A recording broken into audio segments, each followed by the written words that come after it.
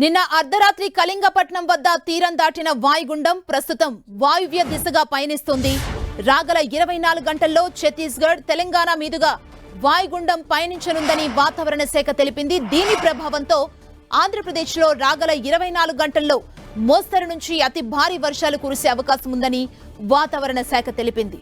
శ్రీకాకుళం, విజయనగరం, మన్యం, అల్లూరి, కాకినాడ, నంద్యాల జిల్లాల్లోని కొన్ని ప్రాంతాల్లో మోస్తరు నుంచి భారీ వర్షాలు కురవనున్నాయని, ఏలూరు, కృష్ణా, ఎన్టీఆర్, గుంటూరు, బాపట్ల, పల్నాడు, కర్నూలు, నంద్యాల జిల్లాల్లోని కొన్ని ప్రాంతాల్లో మోస్తరు నుంచి భారీ వర్షాలు కురిసే అవకాశం ఉందని వాతావరణ శాఖ తెలిపింది. విశాఖపట్నం, అనకాపల్లి, కోనసీమ, తూర్పు గోదావరి, పశ్చిమ గోదావరి జిల్లాల్లోని కొన్ని ప్రాంతాల్లో తేలికపాటి వర్షాలు కురవనున్నాయి. వైఎస్ఆర్, చిత్తూరు, తిరుపతి జిల్లాల్లోని కొన్ని ప్రాంతాల్లో తేలికపాటి వర్షాలు కురిసే అవకాశం ఉంది.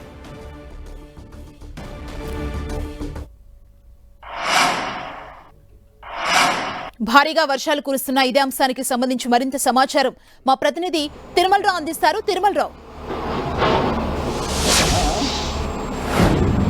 సుమా, గత 2 రోజుల నుంచి ఏపీ వ్యాప్తంగా భారీ వర్షాలు అయితే కురుస్తున్నాయి. ఈ వర్షాలకు సంబంధించి సీఎం నారా చంద్రబాబు నాయుడు ఎప్పటికప్పుడు జిల్లా ఎస్పీలతోనూ అదేవిధంగా జిల్లా కలెక్టర్లతోనూ మాట్లాడుతూ సమీక్ష సమావేశాలు నిర్వహిస్తున్నారు. ఎప్పుడు ప్రజలకు ఎలాంటి ఇబ్బంది కలగకుండా అన్ని ఏర్పాట్లు చేయాలి, ఏదన్నా తీవ్రంగా ఉంటే ఇమీడియట్గా వాళ్ళని సురక్షిత ప్రాంతాలకు తరలించాలి, వసతి గృహాలు తరలించాలి, అదేవిధంగా వైద్యం కూడా అందించాలని చెప్పేసి సీఎం అయితే చాలా సీరియస్గానే అందరికీ వామ్ చేయడం జరిగింది. ఈ నేపథ్యంలోనే విజయవాడ సంబంధించి కూడా చాలా సీరియస్గా మాట్లాడడం జరిగింది. కొండ చర్యలు విరిగిపడిన ఘటనకు సంబంధించి పూర్తి స్థాయి ఇన్వెస్టిగేషన్ చేయండి, కారణాలు ఏమిటని చెప్పేసి చెప్తున్నారు. నిన్న చూడొచ్చు, నిన్నటి నుంచి ఈ కొండ చర్యలు విరిగిపడిన ఘటనకు సంబంధించి నిన్నటి నుంచి సహాయ చర్యలు చేపట్టారు. ఇప్పటికే 5 మృతదేహాలను అయితే బయటకు తీయడం జరిగింది. మరి కొంతమంది శిథిరాల కింద ఉండారంటూ సమాచారం రావడంతో ఈ రోజు ఉదయం 8 గంటల నుంచి మళ్ళీ సహాయ చర్యలు మొదలుపెట్టడం జరిగింది. ఇక్కడ చూడొచ్చు, పెద్ద పెద్ద బండరాళ్ళు ఉన్నాయి. ఈ బండరాళ్ళు సంబంధించి ప్రత్యేక డ్రిల్లింగ్ మిషన్ ద్వారా డ్రిల్లింగ్ చేస్తూ ఈ కొంత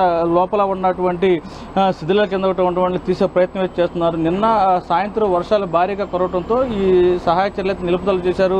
మళ్ళీ కొద్దిసేపటి నుంచి వర్షం మళ్ళీ మొదలైంది విజయవాడలో. అయితే ఈ వర్షం వల్ల సహాయ చర్యలు ఏమైనా ఆటంకం కలుగుతుందని చెప్పేసి అధికారులు అయితే పరిశీలిస్తున్నారు. ఎప్పటికప్పుడు దీనికి సంబంధించి సీఎంకే సమాచారం అందజేస్తూ అదేవిధంగా సహాయ చర్యలు అయితే ముమ్మరం చేయడం. ఏదేమైనప్పటికీ ఈ ఘటనకు సంబంధించి చాలా విషాద ఛాయలు అలుముకున్నాయని చెప్పాలి. విజయవాడ కొండ చర్యల ఘటనతో రాష్ట్ర వ్యాప్తంగా కొండ చర్యల ప్రాంతాల్లో నివాసం ఉంటున్న వాళ్ళని అప్రమత్తం చేస్తూ ఎప్పటికప్పుడు వాళ్ళకి సంబంధించి కొండకు ఆనకుండా ఉండే వాళ్ళ కుటుంబాలను సురక్షిత ప్రాంతాలు తరలిస్తూ వాళ్ళకి అన్ని వసతులు అయితే కల్పించేది కూడా రాష్ట్ర ప్రభుత్వం అన్ని ఏర్పాట్లు చేస్తుంది. సుమా, థ్యాంక్ యూ తిరుమలరావు.